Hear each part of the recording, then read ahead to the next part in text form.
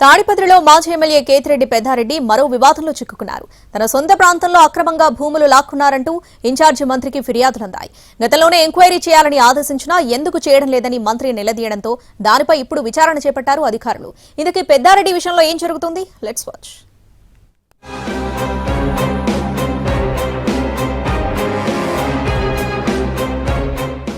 తాడిపత్రి మాజీ ఎమ్మెల్యే కేతిరెడ్డి పెద్దారెడ్డి వరుస వివాదాల్లో చిక్కుకుంటున్నారు. 5 ఏళ్ల పాటు ఎమ్మెల్యేగా ఉన్న పెద్దారెడ్డికి కూటమి ప్రభుత్వంలో వరుసగా ఎదురుదెబ్బలు తగులుతున్నాయి. 5 ఏళ్లలో జరిగిన అక్రమాలపై ప్రభుత్వానికి ఫిర్యాదులు వెళ్తున్నాయి. తాడిపత్రిలో ఎమ్మెల్యేగా ఉన్న సమయంలో పెద్దారెడ్డి ఓ ఇల్లు నిర్మించుకున్నారు. అయితే ఆ ఇంట్లో ముందు భాగం మున్సిపల్ స్థలాన్ని ఆక్రమించి నిర్మించారని ఆరోపణలున్నాయి. ఆ ఇంటిని కూల్చేస్తామంటూ అధికారులు నోటీసులిచ్చారు. ఈ వివాదం నడుస్తుండగానే పెద్దారెడ్డి ల్యాండ్స్ పై అధికారులు దృష్టి పెట్టారు.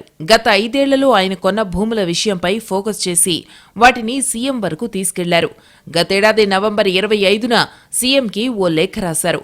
ఇందులో పుట్లూరు మండలంలోని కోమటికుంట్ల, చిన్నమల్లెపల్లి, గురుగుచింతలపల్లి గ్రామాల్లో పెద్దారెడ్డి ఆయన కుటుంబ సభ్యులు కలిసి దాదాపు 126.9 ఎకరాల్లో సాగు భూమి కొన్నారు.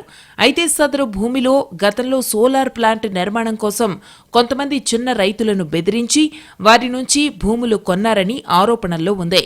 126.90 ఎకరాలు కేతిరెడ్డి పెద్దారెడ్డి వారి కుటుంబ సభ్యుల దగ్గర ఉంటే అది సీలింగ్ చట్టం కింద అక్రమమన్నారు జేసీ ప్రభాకర్ రెడ్డి. అందుకే ఆ భూమిని ప్రభుత్వం తిరిగి స్వాధీనం చేసుకుని పేద ప్రజల సాగుకు ఇవ్వాలని కోరారు.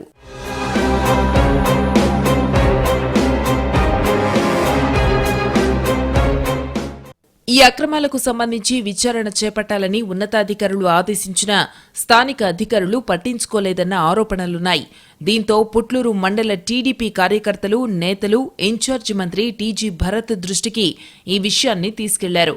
పెద్దారెడ్డి ప్రభుత్వ భూముల ఆక్రమణ, సోలార్ భూములను బలవంతంగా రాయించుకోవడం, రాస్తా దారికి గేటు వేయడం, రెవెన్యూ అధికారులకు పలుమార్లు విన్నవించుకున్నా పట్టించుకోలేదన్న విషయాన్ని మంత్రి దృష్టికి తీసుకెళ్లారు. భూమి సర్వే చేసి విచారణ జరపాలని ఆదేశాలు జారీ చేసి 5 నెలలు కావస్తున్నా పట్టించుకోలేదని మంత్రి టీజీ భరత్ దృష్టికి తీసుకెళ్లారు. ఈ విషయాన్ని ముఖ్యమంత్రి దృష్టికి తీసుకెళ్తామన్నారు మంత్రి భరత్. మంత్రి ఆదేశాలతో ఈ భూములను రెవెన్యూ అధికారులు పరిశీలించారు. హద్దుల రాళ్లను తనిఖీ చేశారు.